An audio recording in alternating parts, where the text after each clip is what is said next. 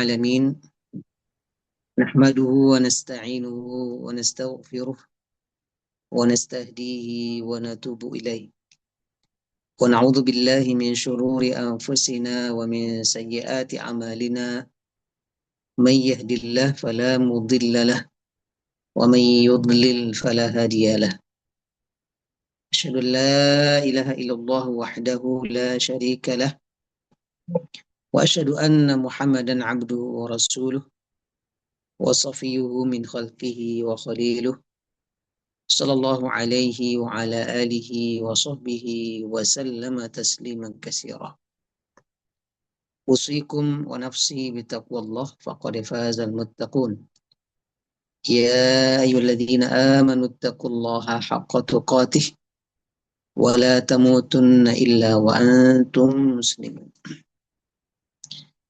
قال الله تعالى في كتابه الكريم أعوذ بالله من الشيطان الرجيم بسم الله الرحمن الرحيم لقد كان لكم في رسول الله أسوة حسنة لمن كان يرجو الله واليوم الآخر وذكر الله كثيرا. Sungguh terdapat bagi kalian contoh teladan yang baik pada diri Rasulullah Sallallahu Alaihi Wasallam bagi orang yang mengharapkan pahala dari Allah dan mengharapkan hari akhir dan berzikir kepada Allah dengan sebanyak-banyaknya. Wa qala fi ayatin ukhra wa innaka la'ala khuluqin azim. Allah juga berfirman di ayat yang lain, sesungguhnya engkau wahai Muhammad betul-betul di atas akhlak yang sangat mulia. Bapak-bapak, ibu-ibu, peserta kajian hikmah yang dirahmati Allah Subhanahu wa taala. Alhamdulillahirabbil alamin, segala puji bagi Allah Tuhan semesta alam. Pagi hari ini kita dengan izinnya dapat mengisi waktu kita dalam rangka tafaqquh fiddin, menambah dan meningkatkan pemahaman kita terhadap agama kita yang mulia ini. Juga thalabul ilmi, menambah ilmu, agar kemudian dari ilmu yang bertambah kita berharap akan bertambah pula amal kita. Dan setelah itu insyaallah bila amal kita bertambah tentunya iman kita akan juga bertambah. Kita juga berdoa berharap kepada Allah Subhanahu wa taala walaupun secara virtual atau secara online, semoga pertemuan ini tetap dinilai oleh Allah sebagai sebuah majelis ilmu, majelis zikir, majelis mendapatkan ilmu yang bermanfaat, majelis yang bernilai zikir kepada Allah Subhanahu wa taala. Karena majelis yang seperti itu mendapatkan keistimewaan dari Allah, mendapatkan hadiah sakinah, ketenangan, ketentraman, juga dilimpahi oleh Allah Subhanahu wa taala rahmat, kemudian dinaungi oleh para malaikat dan orang-orangnya dipuji oleh Allah di hadapan para malaikatnya di atas langit. Mudah-mudahan seluruh keutamaan dan kelebihan majlis-majlis zikir dan majlis-majlis ilmu tetap kita peroleh secara utuh, secara lengkap dan sempurna dengan pertemuan ini. Kemudian mari kita bersolawat untuk Nabi kita yang mulia, Nabi Muhammad sallallahu alaihi wasallam. Allahumma shalli ala Muhammad wa ala alihi wa sahbihi ajma'in. Semoga Allah Subhanahu wa taala terus membimbing kita untuk mencintai Rasulullah sallallahu alaihi wasallam, meneladaninya dan menghidupkan sunnah dan ajarannya serta berpartisipasi, berkontribusi untuk menyebarkan dakwah Rasulullah sallallahu alaihi wasallam. Bapak Ibu yang dirahmati Allah Subhanahu wa taala, kajian kita pagi hari ini kajian tazkiyatun nafs bertemakan akhlak Rasulullah Sallallahu Alaihi Wasallam. Kita berdoa kepada Allah semoga ini diberkahinya dan berkelanjutan pada hari-hari yang akan datang. Semoga kita diberi kesehatan, kekuatan, kelapangan dalam agenda kebaikan ini. Sebagai pengantar tentunya kita perlu kembali memperbaharui ilmu kita bahwa teladan idola yang terbaik bagi kita umat Islam adalah baginda Rasulullah SAW. Jika ingin kita mencari sosok yang akan kita idolakan, akan kita contoh, akan kita jadikan panutan, hanyalah Rasulullah SAW sebagai panutan yang Allah jadikan untuk kita sangat sempurna. Adapun manusia-manusia lain, mereka tidak maksum tentunya, tidak terpelihara dari kesalahan. Kita semua yang hidup ini apalagi belum ada jaminan, kecuali orang-orang yang telah mengakhiri hidupnya dengan husnul khatimah dan mengisi hidup-hidupnya dengan kebaikan, tentu juga tetap bisa kita jadikan panutan, teladan, figur sebagai penambah kekuatan. Karena menjadi alasan bagi kita bahwa banyak orang ternyata bisa meneladani Rasulullah. Banyak orang ternyata mampu menjadi mulia karena mereka mengikuti ajaran Rasulullah SAW. Itulah posisi orang-orang yang baik, orang-orang soleh, hamba-hamba Allah yang telah mengakhiri hidupnya dengan husnul khatimah dan mengisi hidupnya dengan kebaikan. Mereka ternyata bisa meneladani Rasulullah. Karena itu tidak ada alasan bagi kita kemudian untuk tidak mau meneladani Rasulullah atau merasa tak akan bisa karena kita banyak kelemahan, banyak kekurangan. Ternyata banyak manusia yang telah Allah takdirkan, Allah muliakan, mampu meneladani Rasulullah SAW. Itu sebabnya surat Al-Ahzab yang kita baca di awal tadi, ayat 20, sungguh terdapat bagi kalian dalam diri Rasulullah SAW contoh teladan yang baik. Bagi siapa? Liman kana yarjullaha wal yawmal akhir wa dzakarallaha katsiran. Bagi orang yang mengharapkan ridho, mengharapkan pahala dari Allah dan mengharapkan kemuliaan di hari akhir, dan orang-orang yang berzikir kepada Allah Subhanahu wa taala dengan banyak. Insya Allah bila kita mengharapkan pahala Allah, mengharapkan ridho dari Allah Subhanahu wa taala, mengharapkan kemenangan di akhirat dan senantiasa berzikir kepada Allah, kita akan menemukan banyak keteladanan dalam diri Rasulullah dan kita bisa menirunya, kita bisa mengamalkannya, insya Allah.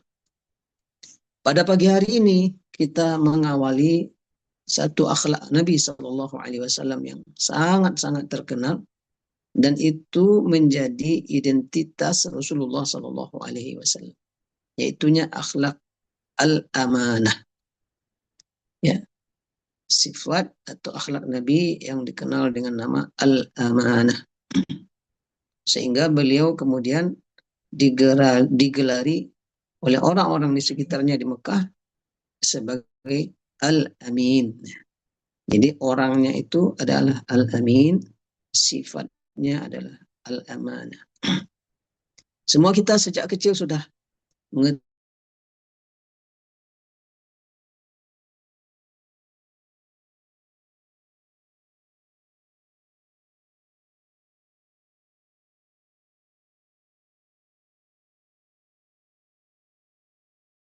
menjaga amanah, dapat dipercaya, itu sejak beliau kecil. Kemudian setelah beliau dewasa dan menjelang berumah tangga, sampai kemudian menikah dengan Bunda Khadijah, sampai kemudian menjelang kenabian, sampai menjadi nabi di masa dakwah di Mekah selama 13 tahun, menjelang hijrah, sampai selesai hijrah dan sampai pula ke Madinah, sampai akhir hayat baginda Nabi Shallallahu Alaihi Wasallam. Beliau memang betul-betul memiliki sifat yang agung ini, al-amanah, sifat dapat dipercaya. Sebelum kita lebih jauh menerangkan bagaimana kemuliaan dan akhlak Nabi SAW tentang amanah ini, kita sedikit mengenal apa yang dimaksud dengan sifat amanah. Sifat amanah ini berasal dari akar kata ya amanah atau amina amnan. Amina ya'manu amnan wa amanatan.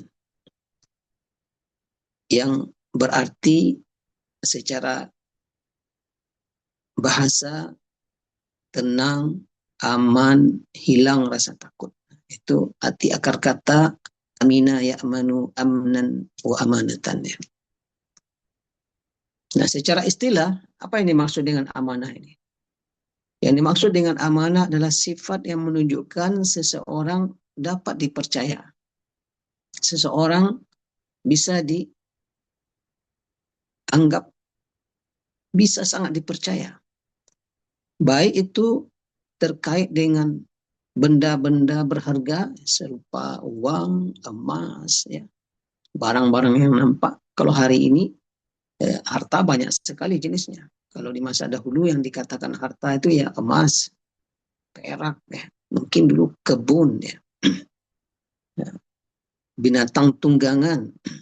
Kalau hari ini tentu udah semakin banyak di samping uang, emas, ya, tanah, rumah, kendaraan, banyak sekali. Itu sesuatu yang berupa benda konkret nampak. Atau bisa jadi berupa sesuatu yang abstrak seperti harga diri, ya, kehormatan, nama baik, ya. Itu tidak nampak tetapi dia juga memiliki nilai yang sangat tinggi. Di balik itu ada amanah, ada apakah seseorang bisa dipercaya terkait harga diri, kehormatan, ya, kepercayaan, jabatan. Bisa jadi hari ini amanah itu berupa kekayaan intelektual, ya, kekayaan intelektual, pemikiran, ya, karya berupa karya tulis, buku, ya, tulisan, ide, gagasan.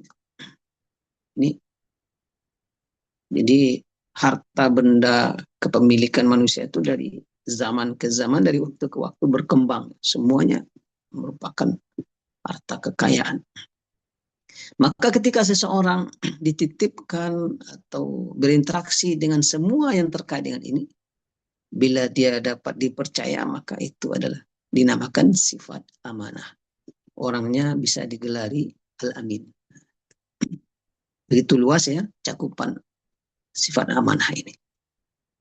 Apa lawan dari amanah? Ya. Amanah itu lawannya adalah khianah, ya. Khianat bahasa Indonesianya, bahasa Arabnya khianah. Ya. Orang yang dapat dipercaya al-amin. Kalau orang yang tidak dapat dipercaya atau melanggar kepercayaan yang diberikan kepadanya, ya digelari dengan khain, ya. Orang yang pengkhianat, orang yang berkhianat. Nah, ini hakikat dari sifat yang bernama amanah.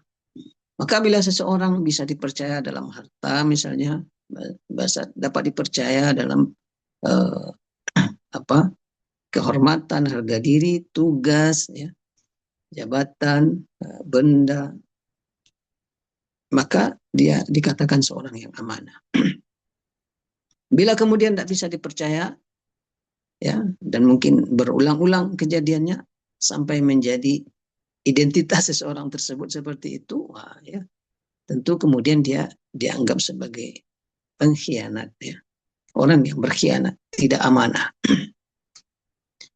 Bapak Ibu yang dirahmati Allah, agar semakin lengkap kita memahami sikap atau sifat amanah ini, kita juga perhatikan ternyata kalimat amanah ini memiliki akar kata yang sama dengan iman.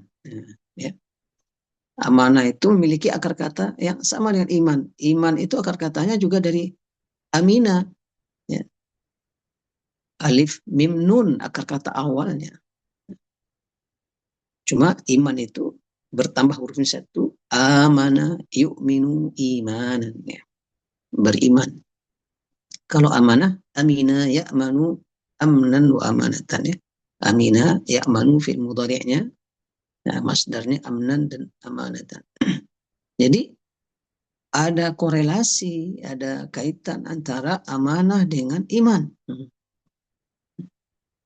Di mana sifat amanah, akhlak dapat dipercaya itu merupakan indikasi seseorang beriman. Nah, jadi kalau seseorang itu beriman, di antara tanda-tanda keberimanannya itu adalah dia dapat dipercaya. Dia memiliki sifat amanah. Atau bahasa lainnya, bila seseorang itu beriman kepada Allah Subhanahu wa taala, maka dia akan berusaha menjaga kepercayaan orang lain. Dia berusaha menjaga amanah dengan sebaik-baiknya. Sesuai dengan hadis Nabi Shallallahu Alaihi Wasallam yang diriwayatkan oleh Imam Ahmad dalam musnadnya, hadis ini sahih insyaallah.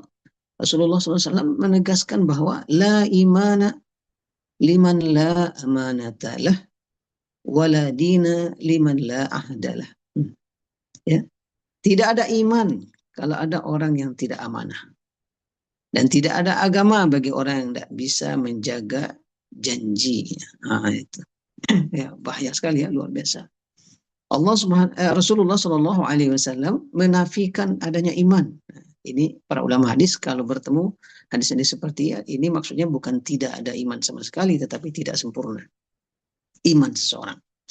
Tidak ada iman bagi orang yang tidak amanah, kata Rasulullah. Jadi kalau ada seseorang yang tidak amanah, menunjukkan ya dia tidak beriman atau imannya lemah atau imannya tidak sempurna. Waladina liman la ahdalah. Tidak ada agama, artinya tidak sempurna agama seseorang atau seseorang dianggap kualitas agamanya kurang bagus. Ya. Kualitas beragama seseorang kurang baik kalau dia tidak menunaikan janjinya. Jadi menunaikan janji dengan baik menunjukkan kualitas beragama seseorang itu baik. Menunaikan amanah semaksimal mungkin atau sebaik-baiknya itu menunjukkan seseorang beriman. Jadi dengan demikian Bapak Ibu, amanah itu menjadi pilar utama keimanan. Pilar utama keimanan. Wajar kemudian itulah identitas Rasulullah SAW. Nabi yang kita cintai, Rasul yang kita muliakan. Contoh teladan dalam kehidupan kita. Allah Subhanahu Wa Taala sudah berikan ya sebuah kemuliaan sejak beliau kecil bahwa Rasulullah SAW adalah seorang yang amanah. Ini poin pertama terkait dengan definisi, hakikat, ya, substansi dari sifat amanah. Yang Rasulullah SAW menjadi teladan, menjadi figur yang dapat kita jadikan rujukan, ya, referensi sebagai seorang yang memiliki sifat amanah. Nah, selanjutnya mari kita lihat, ya, apakah Rasulullah SAW ini memiliki sifat amanah itu hanya sekejap atau sebentar saja, atau ternyata sifat dipercaya ini dapat dipercaya atau amanah ini ternyata memang itulah yang telah mengalir bagaikan darah mengalir dalam tubuh Rasulullah SAW. Itulah beliaunya, sosoknya, ya. Amanah atau al-amin memang sangat, ya, menyatu dalam diri Rasulullah SAW. Kalau kita lihat Rasulullah SAW itu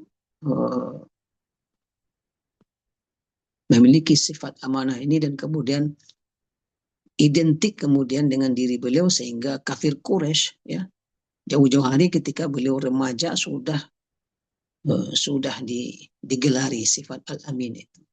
Dan biasanya Bapak Ibu seseorang tidak mungkin dapat gelar atau label nama sesuatu kecuali memang itu sudah menjadi identitasnya, ya. Kalau ada orang misalnya maaf misalnya ada suka berbohong sekali dua kali dan sudah banyak orang yang mengalami itu bersama seseorang tersebut, ya pastilah lama-lama orang akan melabelinya pembohong gitu. Karena ternyata korbannya banyak atau yang merasakan itu tidak satu dua orang.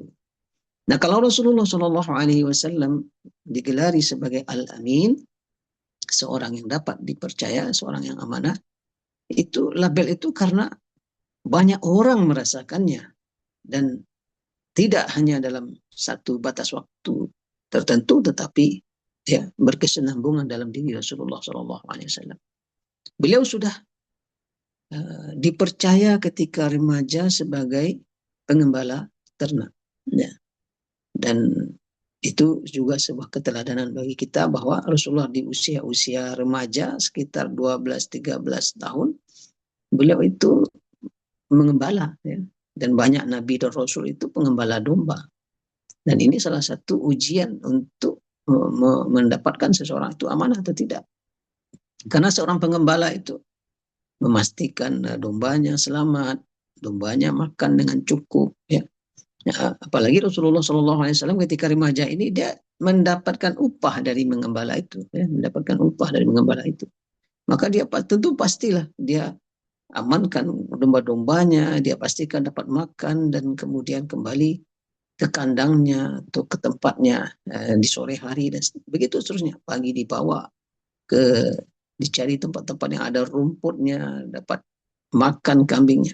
Itu kerja Rasulullah SAW di usia 12, 13, 14 tahun.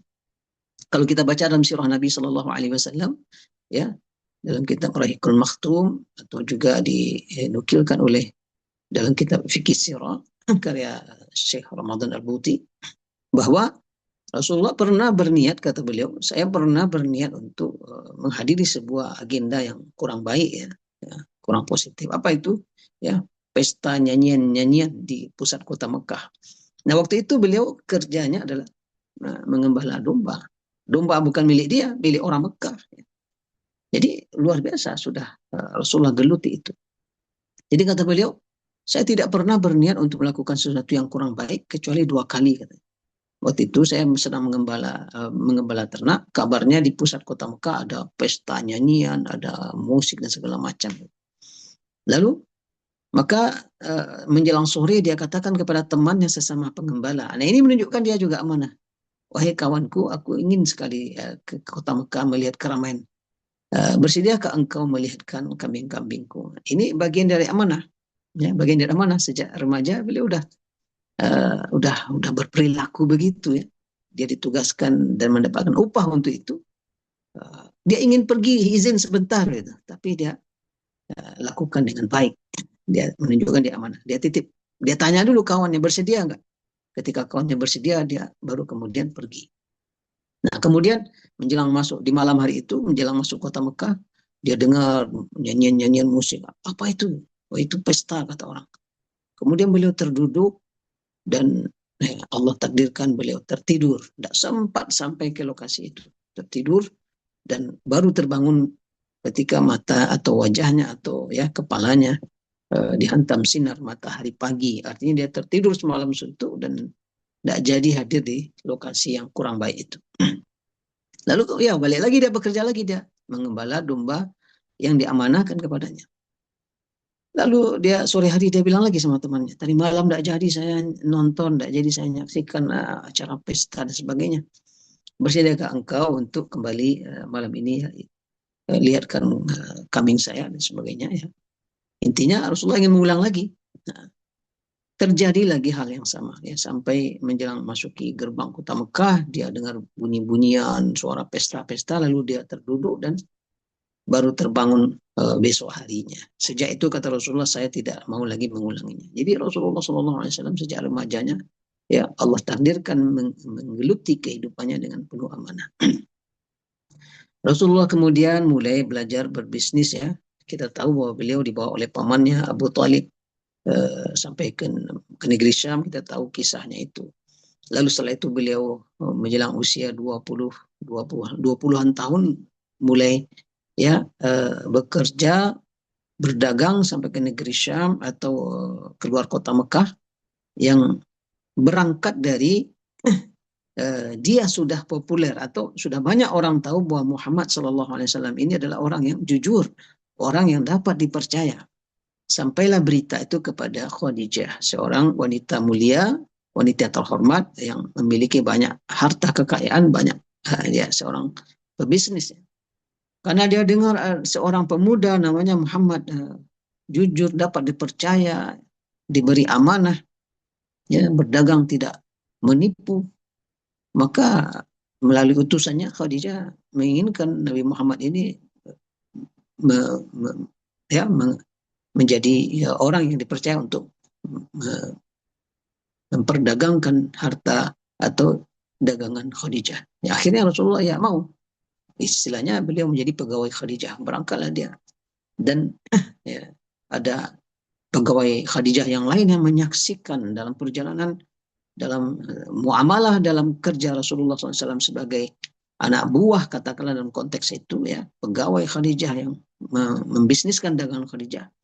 Ternyata memang betul-betul dia saksikan Muhammad ini seorang laki-laki yang sangat-sangat dapat dipercaya. Ya, tidak menipu, tidak licik dalam berjualan, ya, tidak menambah dalam harga, tidak mengurangi dalam timbangan, tidak bermain dalam ukuran, takaran, ya. Tantangan berbisnis kan, Bapak Ibu, kalau kita ingin tahu kejujuran seseorang, memang kita akan dapatkan itu di bisnis, ya.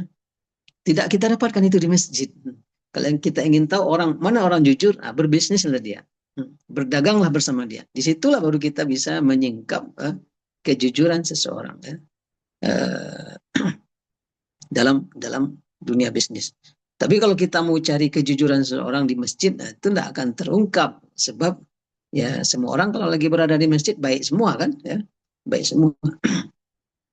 Makanya para ulama dahulu berdasarkan ya, riwayat bahwa Umar bin Khattab menguji atau menilai seseorang itu betul-betul bisa diambil kata-katanya, bisa dipercaya kesaksiannya, apabila sudah dibuktikan dengan satu, pernah berbisnis dengan orang itu, ya, karena dengan berbisnis itu terungkaplah amanahnya seseorang, jujurnya seseorang, atau tidaknya, atau mungkin dia culas, licik, ya, curang, ya, atau bahasa kita mungkin cadia burua seperti itu kan. Nah itu teruji. Jadi ternyata Khadijah memantau melalui stafnya Muhammad, pemuda yang sangat amanah, sangat bisa dipercaya. Nah itu ketika beliau Rasulullah SAW mengelola bisnis Rasulullah SAW. Yang kemudian ya ternyata itulah yang menjadi penyebab kemudian Khadijah menginginkan Rasulullah menjadi suaminya. Padahal sudah ada beberapa orang, ya, Khadijah ini kan janda, ya, dia sudah pernah ada suami. Sudah ada juga beberapa tokoh di Mekah itu yang kaya, ya, ya, kaya raya, melamar Khadijah. Tapi Khadijah tidak bersedia, tidak menerima. Karena menyaksikan dan merasakan kejujuran, sifat amanah Rasulullah SAW, kemudian Khadijah, ya, melalui utusannya meminta Rasulullah bersedia menjadi suaminya. Dan itu semua kita udah hafal kisah itu, ya, selalu diungkap. Jadilah Rasulullah SAW pada usia 25 tahun menikahi Khadijah, dan yang menjadi penyebab utamanya adalah akhlak amanah. Terus hidup Rasulullah berlangsung, dia menikahi Khadijah, kemudian punya anak diberi oleh Allah SWT. Kita mengenal peristiwa di tahun lebih kurang ketika Rasulullah SAW berumur 35 tahun, ya, lebih kurang segitu. Sekitar 5 tahunan menjelang kenabian Rasulullah SAW. Nyaris terjadi pertumpahan darah di kota Mekah. Ya, penyebabnya adalah ketika Quraisy sudah selesai merenovasi bangunan Ka'bah, membangun ulang karena banyak kerusakan, kemudian juga harta-harta mereka yang mereka simpan di dalam Ka'bah itu banyak yang hilang karena bangunan Ka'bah sudah mulai rusak. Akhirnya mereka semua sepakat membangun ulang, dan dibangunlah bangunan Ka'bah dengan ukuran 10 kali 10 dengan tinggi 12 meter. Mereka bangun. Begitu pembangunan ini selesai, timbul permasalahan, yaitunya meletakkan kembali Hajar Aswad pada posisinya. Nah, ini peristiwa ini kan kita semua sudah sering mendengarnya dalam kisah-kisah sirah nabawiyah yang disampaikan oleh para ulama, para ustadz dalam kajiannya. Maka semua kabilah atau kabilah-kabilah yang besar, suku-suku yang besar, merasa mereka yang paling berhak meletakkan kembali Hajar Aswad di sisi Ka'bah ini. Nyaris terjadi pertengkaran yang sengit dan pertumpahan darah. Untunglah kemudian Allah SWT melalui seorang laki-laki di antara mereka mengusulkan, bagaimana kalau kita, ya, cari penengah ya, cari hakim ya, penengah untuk kita bersama apa solusi ini. Semua ingin menjadi yang meletakkan kembali Hajar Aswad. Lalu mereka sepakati, baik, siapa yang pertama kali nanti masuk ke majelis atau lingkungan Masjidil Haram ini, kita tunjuk dia jadi penengah kita. Dan ternyata yang datang pertama waktu itu adalah Muhammad Rasulullah SAW. Dan dia belum jadi Rasul ya, usia baru 35-an tahun belum jadi Rasul. Karena beliau sudah sangat-sangat terkenal sebagai seorang yang dapat dipercaya, semakin lengkaplah peristiwa ini ya. Semuanya mempercayakan, silakan Muhammad, engkau ambil keputusan ini permasalahan kami. Dan ternyata betul Rasulullah tidak nepotisme ya, tidak berpihak kepada salah satu kabilah. Beliau kan pasti anggota salah satu kabilah yang ada kan, karena beliau penduduk Mekah, beliau tidak berpihak, bisa dipercaya mengambil keputusan, maka kemudian terjadilah apa yang sangat terkenal ya.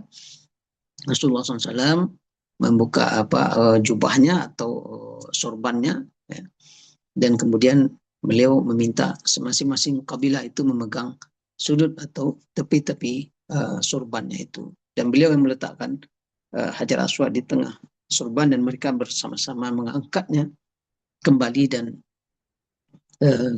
jadilah Hajar Aswad kembali pada posisi semula. Dan itu betul-betul membuat seluruh kabilah yang ada merasa nyaman, merasa puas, karena Rasulullah SAW memberikan keputusan yang membuat mereka semua merasa diperlakukan secara adil.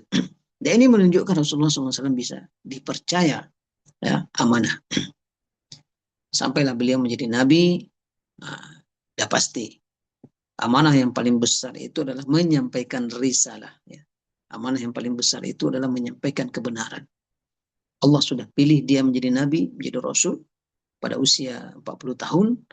Awal-awalnya Rasulullah tidak percaya bahwa dia menjadi nabi, sampai kemudian satu persatu wahyu turun, dan 3 tahun pertama Rasulullah masih sembunyi-sembunyi berdakwah, karena yang dia hadapi pertama kali adalah justru orang-orang yang beliau cintai, paman-pamannya sendiri yang menolak kebenaran risalahnya, yang tidak terima beliau menjadi nabi dan menjadi rasul. Sampai kemudian mulai dakwah terang-terangan, maka penentangan, penghadangan atau penindasan terhadap dakwah Rasulullah dan para pengikutnya itu terus eskalasinya meningkat dari hari ke hari. Walaupun Bapak Ibu, kafir Quraisy itu memerangi Rasulullah atau katakanlah membenci Rasulullah tentang dakwahnya, tapi yang uniknya mereka itu kalau mau pergi keluar kota Mekah, mereka menitipkan harta atau benda-benda berharganya kepada Rasulullah SAW. Nah, ini suatu yang unik dan kontradiktif ya, berlawanan. Di satu sisi mereka tidak percaya dengan risalah yang beliau bawa, dengan agama yang beliau bawa. Dan di sisi lain kalau mereka mau menitipkan barang berharga mereka titipkan sama Rasulullah SAW. Nah inilah keunikan sifat Rasulullah yang bernama amanah, ya, masih tidak bisa dihapus dalam ingatan, dalam pikiran kafir Quraisy. Mereka menolak tauhid, mereka menolak dakwah Rasulullah, tapi kalau tentang bisa dipercayanya nggak bisa, mereka tidak ada alasan mereka akan menuduh Rasulullah ini tidak bisa dipercaya. Nah itu peristiwa yang sangat terkenal adalah ketika Rasulullah SAW sudah diizinkan oleh Allah Subhanahu Wa Taala hijrah ke Madinah, ya, malam hari itu, maka beliau memanggil Ali bin Abi Thalib dan diberikan beberapa pesan. Di antaranya diminta Ali tidur di kasur beliau, kemudian Ali diminta oleh Rasulullah kembalikan ya amanah, barang-barang berharga, harta-harta orang kafir Quraisy ini kepada mereka. Saya malam ini akan hijrah. Padahal Rasulullah malam itu rumahnya dikepung, dia akan dibunuh, akan ditusuk beramai-ramai secara serentak oleh sekitar 11 orang algojo kafir Quraisy, agar darah beliau terserak di seluruh kabilah, agar kabilah Nabi tidak berani menuntut balas atas kematian beliau. Segitunya skenario kejam yang dibuat oleh kafir Quraisy. Tapi Rasulullah sedikit pun tidak membuat wah kalau begini sudahlah saya bawa lari harta mereka. Tentu kan begitu pikiran kita ya. Kalau kita terancam sama orang lain padahal selama ini udah begitu baik kepada mereka, ini kita mau dibunuh. Mungkin tidak siap kita itu untuk kemudian berperilaku objektif ya, bersikap adil. Tapi ternyata Rasulullah itulah memang seperti yang kita sampaikan, Nabi kita, teladan kita, ya memang amanah itu sesuatu yang sudah mengalir dalam tubuhnya bagaikan mengalirnya darah. Maka beliau pesan kepada Ali, besok kembalikan harta Quraisy ini dan saya sudah hijrah. Begitu Rasulullah SAW ya, menyampaikan amanah. Ujar ya, apa yang Rasulullah katakan, ya, la amanata liman la imana liman la amanata lah. Enggak ada iman itu orang, enggak beriman itu orang yang tidak bisa dipercaya. Dan seperti yang kita katakan tadi, amanah yang paling besar yang dipikul oleh Rasulullah SAW adalah menyampaikan risalah. Maka beliau tidak ada sedikit pun ya, ragu-ragu menyampaikan risalah yang sudah diwahyukan oleh Allah kepadanya. Sebagaimana Allah perintahkan dalam firman-Nya, ya ayyuhar rasul balligh ma unzila ilaika min rabbik. Wahai Rasul, wahai Muhammad, sampaikan apa yang sudah diturunkan kepadamu dari Tuhanmu. Wa illam taf'al fama ballaghta risalatah. Kalau tidak kamu sampaikan, wahai Muhammad, kamu belum menyampaikan risalah Allah SWT. Wallahu ya'asimuka minan nas. Allah yang akan menjaga engkau dari seluruh manusia. Jadi Rasulullah SAW tak pernah menyembunyikan sedikit pun agama ini. Karena itulah agama ini sudah sempurna, tidak perlu ditambah-tambah lagi, ya. Jangan dikurang-kurangi. Al-yawma akmaltu lakum dinakum wa atmamtu alaikum ni'mati wa raditu lakum al-islam madina. Ini di saat haji wada ya. Di akhir-akhir dakwah Rasulullah turunlah firman Allah surah Al-Maidah ayat 3 bahwa agama ini sudah sempurna dan Rasulullah tidak ada sedikit pun yang beliau sembunyikan, tidak ada yang beliau tukar ya, tidak ada satupun ayat beliau ganti-ganti, satu huruf pun tidak ada yang beliau hapuskan, semuanya sudah disampaikan dengan baik. Ketika haji wada itu beliau tanyakan kepada para sahabat, pada kaum muslimin semuanya, bagaimana kalian? Adakah kalian sudah terima, sudah dengar semua agama ini dari aku? Mereka semuanya mengakui Rasulullah sudah menyampaikan. Sehingga Rasulullah mengatakan, Allahumma fashhad. Allahumma fashhad. Ya Allah, saksikanlah. Aku sudah sampaikan semua risalah. Jadi itulah amanah yang paling besar. Amanah menyampaikan agama Islam ini kepada kaum muslimin. Bapak Ibu yang dirahmati Allah, ada juga peristiwa yang luar biasa yang menunjukkan amanah Rasulullah SAW ketika Fathu Makkah, ya, ketika berhasil menaklukkan kota Mekah. Rasulullah masuk ke kota Mekah dengan para sahabat, sekitar 10.000 orang ya, menaklukkan kota Mekah. Kemudian Rasulullah meruntuhkan seluruh berhala yang lebih dari 300-an di sekeliling Ka'bah. Lalu beliau ingin masuk ke dalam Ka'bah, karena di dalam Ka'bah juga masih ada berhala-berhala. Nah, ketika akan masuk ke dalam Ka'bah itu, kunci Ka'bah, pintu Ka'bah itu terkunci.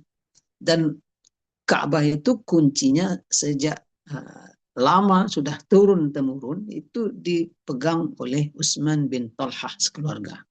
Dialah pengendali kunci Ka'bah.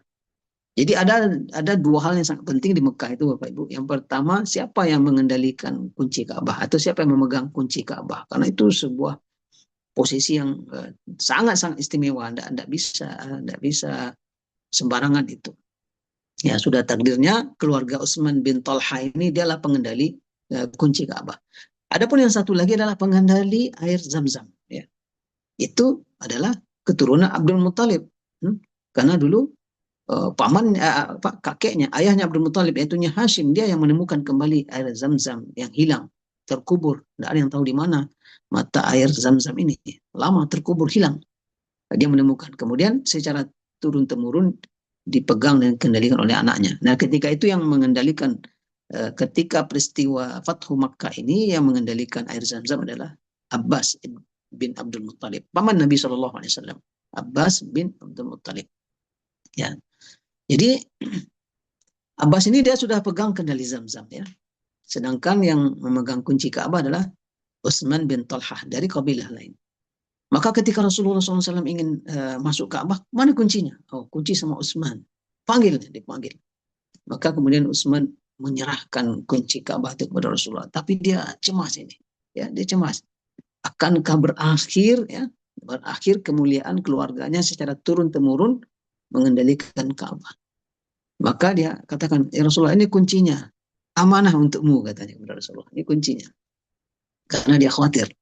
Ya.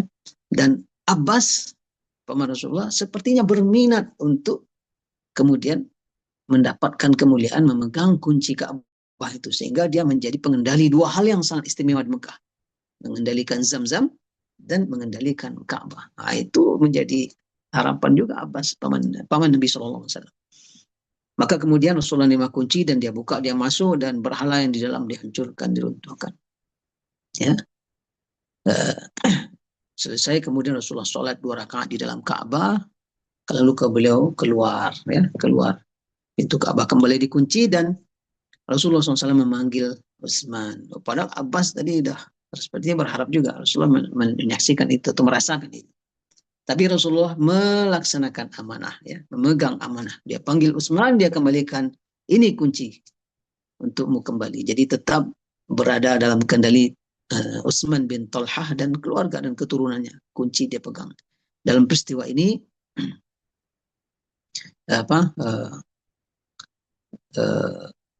Allah Subhanahu wa taala menurunkan firman-Nya dalam surat Nisa, ya. Ya.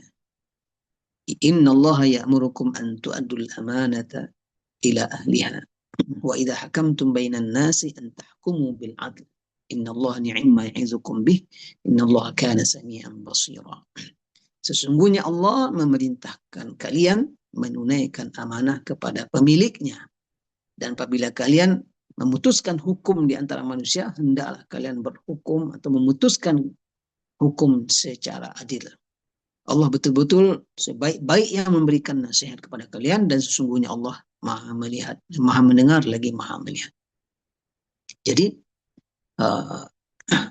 bahagia sekali lah Utsman bin Talha, kembali dia dan keluarganya dan kabilahnya tetap memegang kemuliaan, memegang kunci Ka'bah atau mengendalikan kunci Ka'bah, dan Rasulullah SAW tidak mau membatalkan itu dan tidak mau mengalihkannya kepada orang lain, karena dari awal dia terima itu sebagai amanah. Ya, Rasulullah kembalikan, ini amanah kepadamu, wahai Rasulullah. Itu yang dia katakan ketika dia menyerahkan kunci. Ya, kan dari awal kita sudah definisikan tadi, ya, amanah itu artinya dapat dipercaya, baik sekaitan dengan harta, ya, mungkin barang benda. Nah, ini kunci Ka'bah yang semua orang mungkin menginginkan itu untuk dia dapatkan. Atau juga sesuatu yang abstrak berupa nilai pemikiran, yang terbesar adalah wahyu dari Allah SWT. Maka Rasulullah kemudian mengembalikannya setelah itu, walaupun Abbas mendekati Rasulullah dan berharap itu kunci Ka'bah dia lagi yang megang, sehingga dia gabungkan dua pengendalian di Ka'bah, di Mekah, yaitu yang mengendalikan air Zam-Zam dan mengendalikan kunci Ka'bah. Bapak Ibu yang dirahmati Allah SWT, maka Rasulullah SAW adalah figur teladan kita dalam amanah sejak beliau kecil sampai beliau wafat. Dan beliau amanah dalam sikap, amanah dalam kata-kata, amanah dalam perbuatan. Beliau contohkan semuanya. Amanah sebelum menjadi nabi, amanah setelah menjadi nabi, dan amanah sampai berakhir menghadap Allah Subhanahu wa taala. Ya. Beliau memberikan semacam warning, ya. Hati-hati, peringatan kepada kita, ya. Jangan sampai kita umatnya, ya, menyia-nyiakan amanah. Karena ternyata bila kita menyia-nyiakan amanah itu akan mendatangkan ancaman bencana yang besar. Dalam hadis yang diriwayatkan Imam Bukhari dalam sahihnya, Rasulullah SAW mengatakan, "Idza dhuyyatil amanah fantadhiris sa'ah." Apabila amanah itu sudah disia-siakan, tunggulah kiamat atau tunggulah kehancuran dan kebinasaan. Qala kaifa idha'atuha ya Rasulullah? Ada yang bertanya, bagaimana menyia-nyiakan amanah itu ya Rasulullah? Qala idza usnidal amru ila ghairi ahlihi fantadhiris sa'ah. Apabila diberikan sebuah urusan kepada orang yang tidak ahlinya, ya, tidak kompeten dalam hal itu, maka itu termasuk menyia-nyiakan amanah. Maka kata Rasulullah, fantadhiris sa'ah, tunggulah kehancuran. Jadi ternyata amanah itu sampai kepada tingkat kita memberikan kepercayaan kepada siapa, itu bagian dari sifat amanah, ya. Nah, kalau itu kita berikan kepada orang yang tidak punya kompeten, tidak punya kemampuan, kapasitas dalam hal tersebut, ternyata Rasulullah menganggap kita telah menyia-nyiakan amanah. Kita yang memberikannya itu dianggap menyia-nyiakan amanah, ya. Kalau apalagi orangnya pasti juga, ya, bila dia tidak punya kompetensi di situ, dia terima juga, dia juga akan berpotensi menyia-nyiakan amanah. Bapak Ibu yang dirahmati Allah, itulah salah satu akhlak baginda Nabi Shallallahu Alaihi Wasallam yang beliau dipuji oleh Allah karena akhlaknya. Rasulullah rasanya kalau kita baca Al-Quran dari awal sampai akhir, dari Al-Fatihah sampai An-Nas, kita tidak temukan Allah memuji Rasulullah karena ibadahnya. Padahal ibadah Rasulullah sangat-sangat luar biasa, ya. Dan kita wajib teladani Rasulullah dalam beribadah. Tapi Allah memuji Rasulullah SAW tentang akhlaknya. Ya, dalam surah Al-Qalam, ya, Nun wal qalam wa ma yasturun. Ya, kata Allah ketika memuji Rasulullah, wa innaka la'ala khuluqin azim. Sesungguhnya engkau wahai Muhammad betul-betul di atas akhlak yang sangat agung. Salah satu akhlak yang sangat-sangat identik dengan Rasulullah adalah akhlak amanah.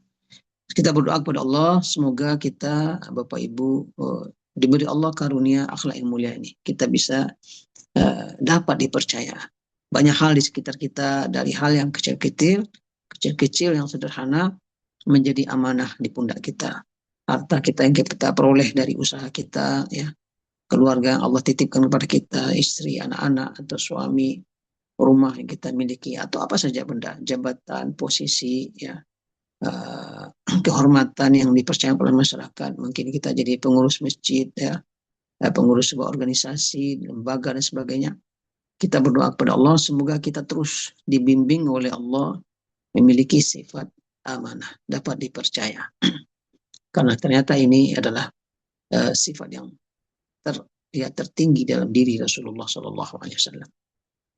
Itu yang dapat kita sampaikan terkait akhlak yang pertama Rasulullah. Ini banyak sekali akhlak Rasulullah SAW, sifat-sifatnya, ya. Tidak sekedar 4 yang populer, ya, amanah, fatonah, sidik, tabligh, banyak sekali akhlak Rasulullah. Nanti mudah-mudahan Allah berikan kita kelapangan, kekuatan dan kesempatan mengenal lebih jauh baginda Rasulullah sallallahu alaihi wasallam. Aku qouli hadza wa astaghfirullah li wa lakum. Wallahu a'la wa a'lam bissawab. Wassalamualaikum warahmatullahi wabarakatuh.